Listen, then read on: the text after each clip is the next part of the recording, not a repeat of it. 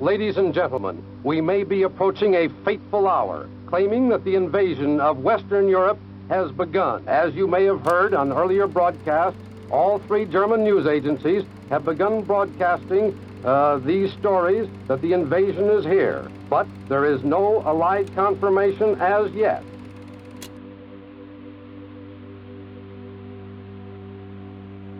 The saddest hour and a half of my life I ever spent was that night after we dug in everything, got set up. Sergeant came by and said, "Okay, Wynn, it's your turn for outpost." So this was, say, about 2 o'clock in the morning. Medic, where are you? I'm dying. Medic, can you hear me? Medic, where are you? How? Help me, medic, where are you? And then they mixed in, Padre,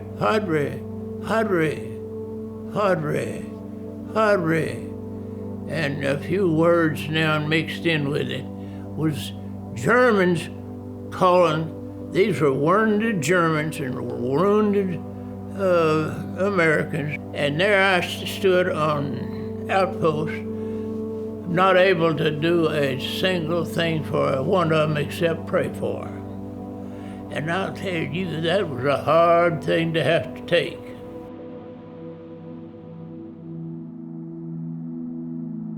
My name is James L. Wynn. And how old are you? 99 plus 6 months.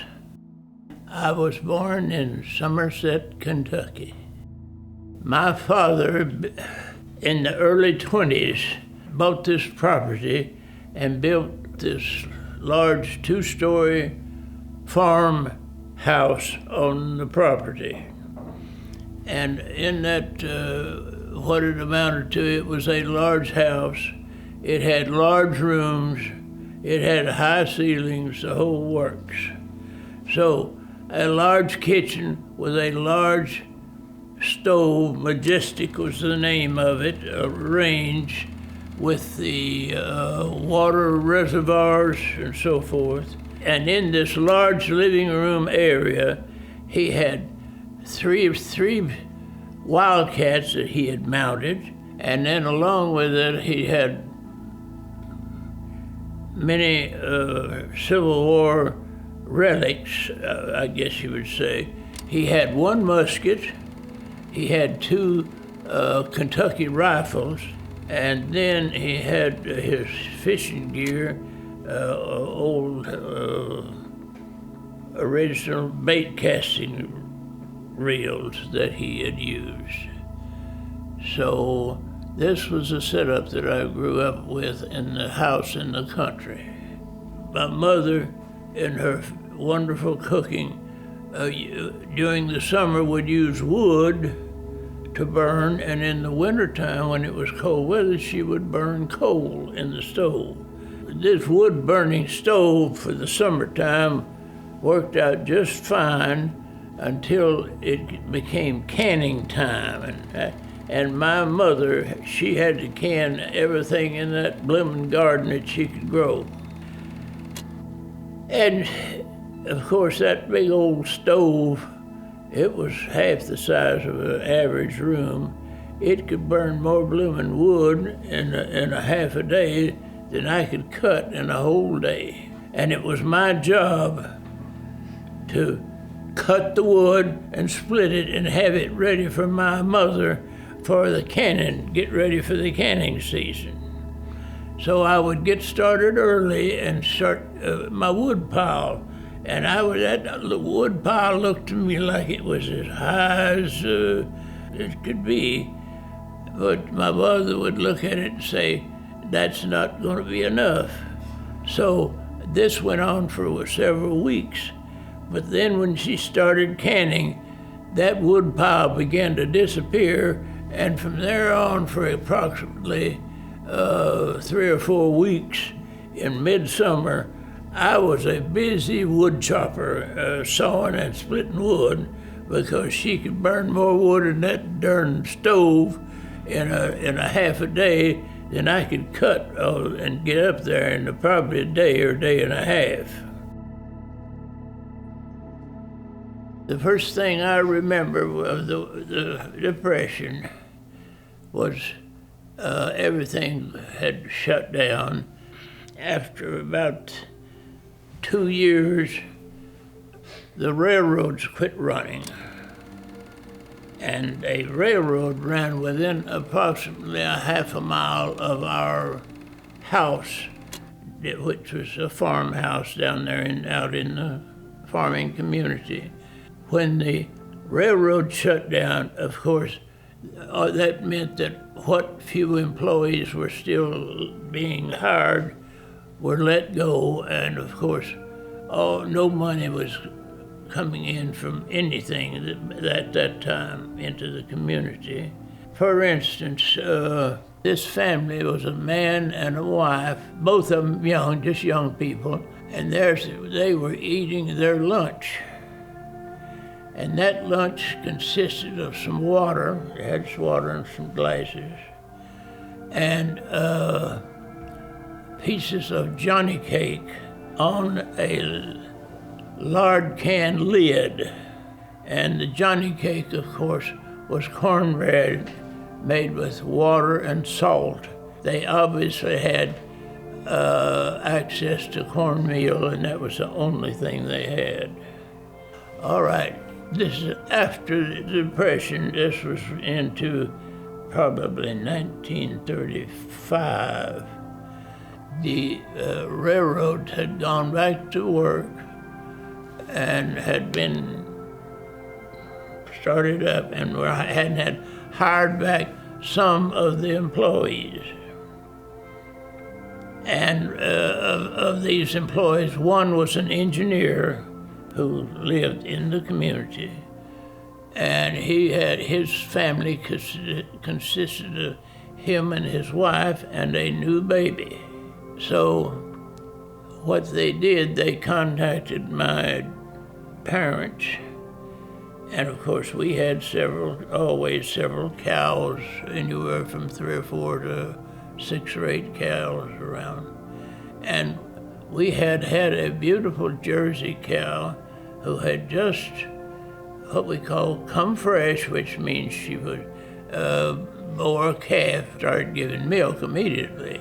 And the man of the family contacted my father and about they needed milk for the baby coming along. They agreed on $40, and I mean, that was a bunch of money back then, $40. So they were so happy. My mother and dad, I still remember, holding hands and dancing around in a circle in that big old kitchen, because that was the first money income they'd had from that 125-acre farm in approximately 6 years, I believe. I met my wife in 1941. She was beginning high school, and I was graduating. I had graduated in that year, 40. We started going, what we call going together regular, after about the first 2 years. So by 1942, 43, we began to look real good to each other. Along with this, the war was going full blast, and there was coffins arriving back into the area. And in fact, by that time, I believe 2 of my friends in my senior class had been returned in a coffin from the war. And this was coming up, and I knew that I was to be drafted in the very near future. So my wife decided that if she wanted to go ahead and let's get married, and of course I couldn't refuse her. We decided to go ahead and get married in March of 1943. So we did. And at that time, I was working in Mobile, Alabama. So, of course, she came to Mobile, and we lived in an apartment there in Mobile to begin with. And we stayed there until the last week of December of 43, and I received my notification that I was being drafted, etc. So she went home to her folks in Kentucky, and I got ready to go to the bus station and take the bus to the, actually from Fort McPherson in Atlanta, Georgia is where they carried us for induction into the Army. Our next stop was Camp Walters, Texas, a basic training center for all new recruits. To stay with me after we were married, my wife, she followed me wherever I was, and in Texas she was out there the full time. To support herself, she worked in a local laundry as a finishing ironer. And from there, we came back. I received a 10-week leave, and from there I moved on to Camp Shanks, New York, which was an embarkation point. From the embarkation point, we rode across on the Queen Elizabeth to northern Scotland, and from there to a training camp in southern England by train. We had basically no training, just a short period of explanation to familiarize us with the enemy weapons, such as their small weapons, hand weapons, their rifles and their machine guns and their grenade launchers, etc. So, but that was just a short time, roughly about a week. By that time, D-Day has already passed, and Patton was going. He was going into and taking over the city of Paris by that time when we unloaded. So unloaded from there. All right, now then, instead of us, we knew we were coming in as replacements. And of course, I trained as a communication person, but there wasn't any communication people getting killed. And the only people that were really getting killed were the riflemen, infantrymen out on the battlefield. So we ended up in an infantry company directly from crossing the channel on a boat, loaded onto trucks, and taken directly to the location of where the fighting was at that time, which was in hedgerow country. And when we came in there as a replacement, boy, who were we? We were just nothing. But we had a gun, and they were depending on us to cover their back end out there, just the same as if we'd have been in there for the whole thing of it. So we were considered second class. Let's put it that way, second class, and we were treated accordingly. Now, could you tell us how you and your partner George Hazelwood were fighting and were captured during the Battle of the Bulge? All right, let me set the stage here.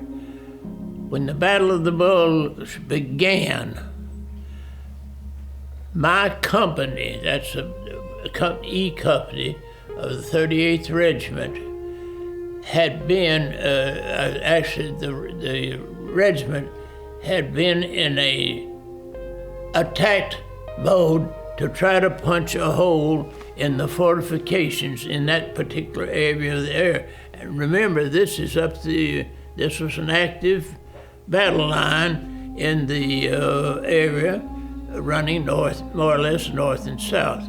The south was where the Germans had come in, broke in through, and the north is where the division had retreated back to a defensive area. I never saw it, so I don't know what all it was, but that's what they'd done. When we come back to town, all right, everybody made a right turn and went north to get back with the main outfit. They pulled my platoon, since we were the last one there. They're here again, bringing up the last turn and said, well, we're going to reassign you. So they sent us back down the road instead of going north. We went south about a quarter of a mile or maybe half a mile. So anyhow, we go in there at midnight and dug in. They scattered us out. Each squad dug in around that intersection. Well, we didn't know it, but they hadn't. I remember the battle had been going on there all day. Well, we were trying to get to it. It was just getting daylight, and nobody really got out of the foxholes or anything because it wasn't really light enough to see much of anything. And here come this absolute biggest ruffle noise and racket and absolute just overcome us. We'd never seen anything like this. And what this was a couple of damn German half-track anti-aircraft units which was all along with their army. They had them everywhere. For low flying, these things had platform arms about, I believe they had 5 or 6 .40 caliber guns on this rack to protect the troops from low-flying, strafing aircraft is what it was for. Well, what they done, they could turn their damn guns down on the ground as well as straight up the air. So they turned them down on the ground and they strafed our whole area with that mess, both of them, for about, wasn't long, probably about 5 minutes. It couldn't have been much longer than that. But anyhow, it quit it down, and of course now then I know what happened. They had to shut down and get the heck out of there because our artillery would have had that zeroed in, see. So they had to get out, left us there, and then we sit there for probably 20, 30 minutes, something like that, and wonder what else is coming. And then here come German tanks coming up the south, right to that blooming intersection I'm talking about. Instead of continuing north, they made a left turn and headed directly west, which was right in front of where we were dug in. In other words, we were dug in about 50 yards or 60, maybe 70, 80 yards from there. We were dug in down that road to the west, was where our squad was dug in, where they located us. So anyhow, we saw this first tank come up here from the south, make that left turn down there, and then here it come up the hill, and at the top of that hill there was a straight road from there for maybe 10 miles. But when they got to the top of that hill, they hit the gas pedal and they'd get out of there quickly as they could move. Well, we didn't know how many or anything else, but we watched them, and about the third one, of course, they was keeping their distance. By the time this one got the heck out of there, then it was several minutes or so before the other one got through the came up by us. And on each of them, they had this cable around the turret, and 6 to 8, I don't know, camouflage with their camouflage hanging on the back of that tank in a prone position, holding onto this cable. So I just up and emptied a clip in the back of that one. And of course, when they did, everything come off of that back like a sacks of potatoes. We halved out. Then I'd tell Hazel, okay, Hazel, but here you come. So Hazelwood would empty his clip on there. And I'd get the next one. So between us, we figured we'd cleaned at least 4 or 5. I know I cleaned at least 4, and probably Hazelwood at least 3 or 4. And about 6 or 8 of those tanks got cleaned of troops by the time they left us. And I mean, they were going. They were not going to stop and check on anything. So anyhow, then that was it, and until then the tanks moved on out, and that was thing. Then right behind that, here we looked out on that field back to the south of us, and here come a string of infantry coming across the field, keeping their space and so forth. So we waited till they got up where we could have a good shot at them, so we began popping away at them. Remember, no officers, nobody, no non-coms, nobody around, just us bunch of idiot privates up there popping away. Anyhow, so we started popping after, and of course when we did, they hit the ground and they had to get down out of the, because there wasn't much for them to hide behind out in that damn open, grown up field.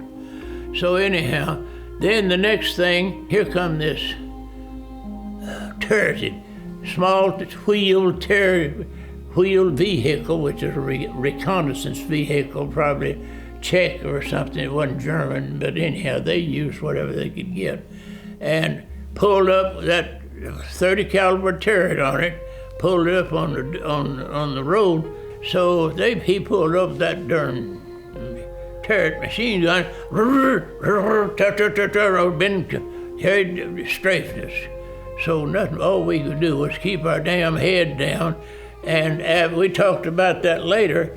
I told him, boy, my butt done pushed that bottom of that foxhole down at least a half inch, because with that strafing right on top of us. And Hazelwood spoke up. He said, I know I would a good full inch. So, but anyhow, we were talking about it later. Anyhow, quickly, after this happened, wasn't anything we could do but stay there, because he was sitting up with that machine gun on us, waiting for us to stick our head up and shoot us. So here come the sergeant, the German sergeant, with a machine pistol, and that damn machine pistol, I had to weigh 150 or 60 pounds, big clip on it about that long. Rouse, Rando! And of course, he didn't have to repeat his, we knew what he meant. We come out of there with our hands up. And of course, by that time, 3 or 4 others are there and joined the crowd. So that was the end of our stay in the U.S. Army. From there on, we were POW.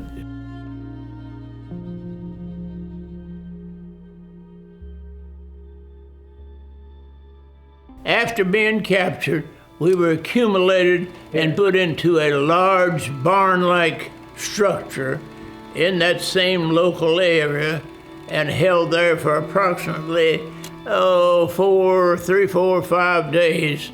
And there was a cemetery nearby there, and where they were burying German soldiers, and of course they used us as the burial detail. But after then they moved us by March, probably a group of about at least 300 people, may have been more than that, from that area to another collection area, which was a summer camp like where they held probably slave labor. All right, kept us there. We arrived there on, by the way, Christmas Day, 1944, I guess it would be. Yeah, that'd been 4. Our lager, or where they kept us 50 men, was across the river from downtown Dresden. It was in a suburb called Hadronau. In this suburb, they used us, they broke us up into different crews, but there was Hazelwood and I were 2 of a group of 12 sent to this construction site within about a mile of our prison, which we had to walk to in the morning and come back in the afternoon. This consisted of working with a pick and shovel from daylight till dark. We would have a break for lunch, but nothing to eat, nothing to except water to drink. All right, then that was the overall thing. So while we were in this, at this time, this would have been February the 13th, I believe I'm right, February the 13th. We had been at work in at least an hour and a half, something like around 9:30 local time. Of course, sirens began going off all over the countryside, which was warning everybody about an air raid. A line of planes showed up to the southwest of our location there. So they were making their bomb runs from the northwest part of Dresden to the southeast or southern part. And we were showing them as they got closer and closer, they got down, boy, we could see the whole boiling up. We could see parts of the buildings and everything going up, and I'm telling you, it was like it was a sight. Well, by the time it got down, looked like next was going to be us boiling up and down. We, of course, hit the floor of the 12 of us, or whatever there was, 10 of us, what was left. We hit the floor. Well, the boiling up stopped. Evidently, that was just across the river. The boiling, that was stopped. And then from there on, they continued on. All the planes continued on, but didn't drop any bombs on this other side of the river where we were. But they were clearing.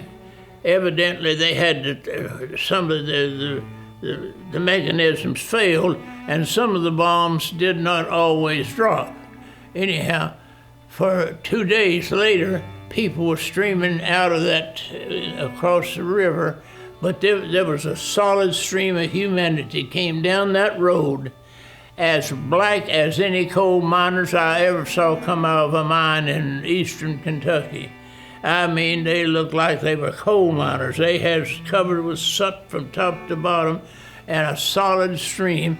A few of them had buggies they were pushing, but there was no children that I remember seeing in it. No children. They were all grown-ups, but they were, most of them just had what they had on their back. But a few of them had a few little baby buggies or something like that with some belongings in it. And that lasted for 2 solid days. There were 250,000 people killed in that deal because that was one terrible bombing. So therefore, that was how we were in the bombing of Dresden. That's how close we were.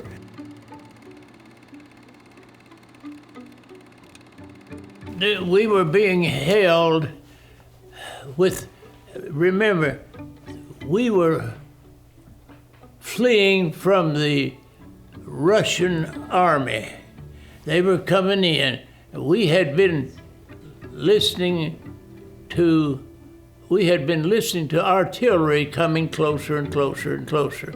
All right, and when it got so close to where they wasn't safe for them to keep us there, they moved us from our building that we had been used in out to a farm in the Black Forest area. That must have been 15 miles they walked us back there to this farm.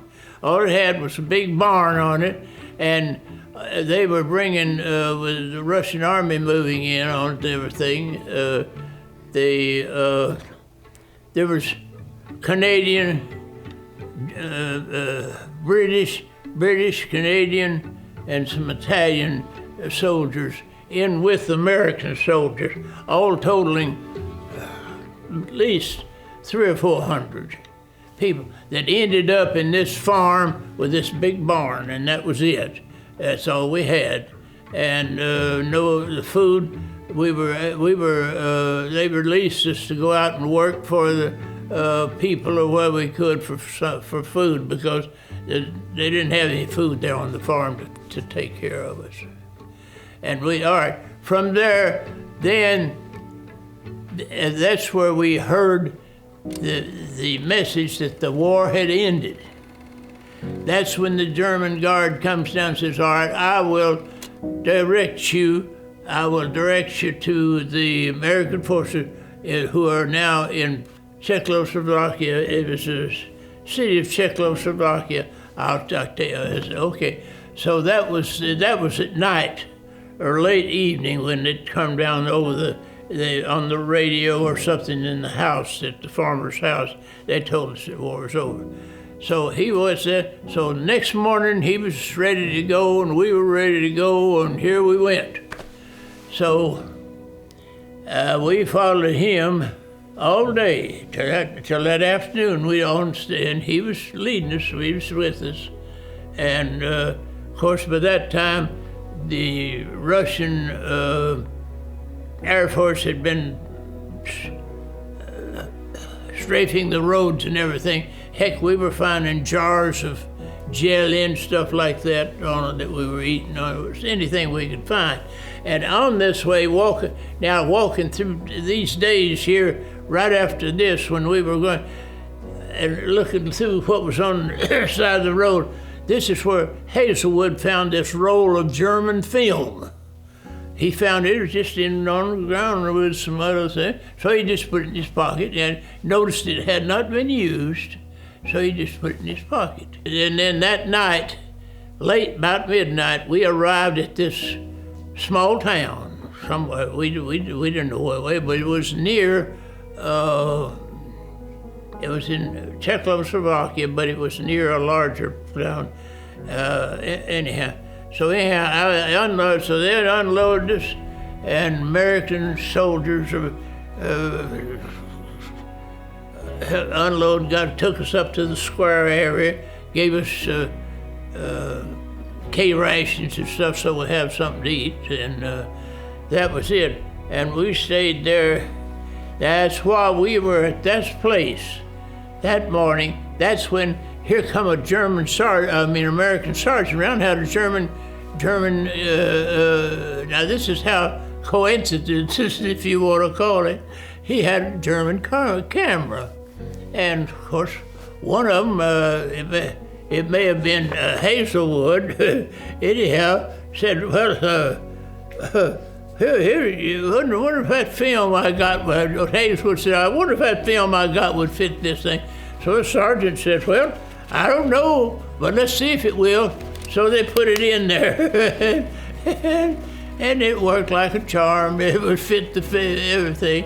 So that's where these pictures came from.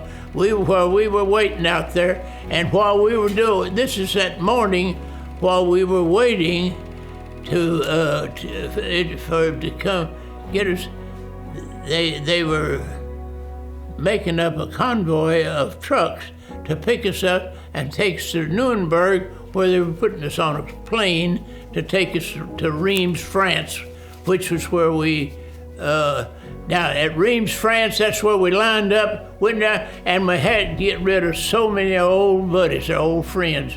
So as we went down the line, all these clothes and stuff you see on there, well, we had those for 6 months. And I mean, we had a bunch of squatters in there. Them damn white bellied eyes for that long. They'd eat a hole in. They could eat a hole in a damn piece of metal probably. But anyhow, as we went down this line, Reims, France, when we got there, was a hospital area.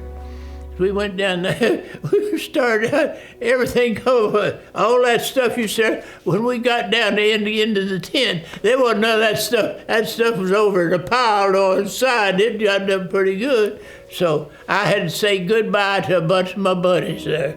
my bed bug buddies, my lights buddies. I had a bunch of them.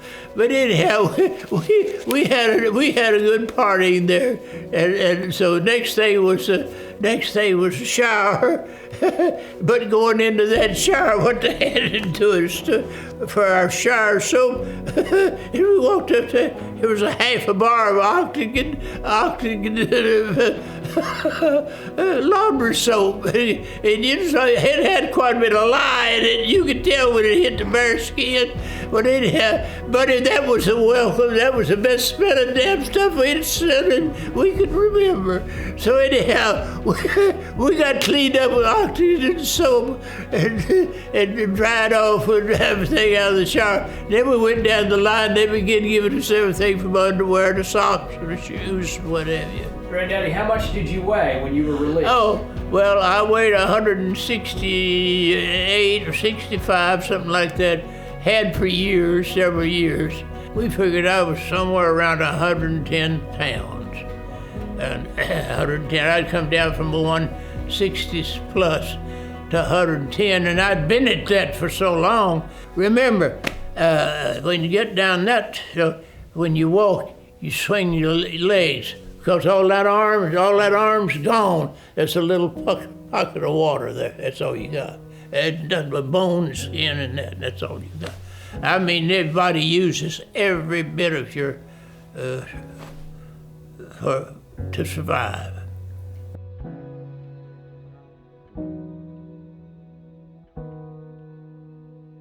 Granddaddy, could you tell us about starting your family and your business when you came back from the war? We had been married for 4 years before our first child was born. That was in '47. And then the second child, which was my oldest son, he was born in 1951. Next one's birthday is he was born on Christmas Eve in '52. And then the next one was born on '57.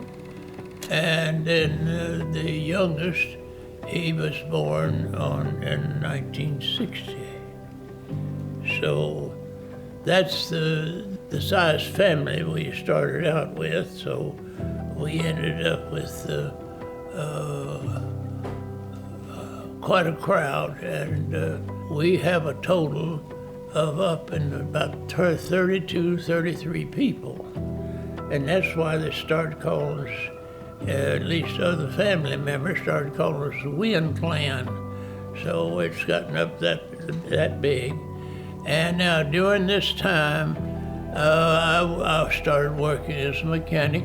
And then in 1952, I started a business so I could work locally in Greenville, where we had established our home. Starting out, all 4 of the boys started in the business with me. Since I looked to the Lord for whatever He had in mind, He has used the business to maintain the family ties and the cohesiveness of a real wonderful family. Can you tell us a moment in your life that you regret, something that you would change, if you could?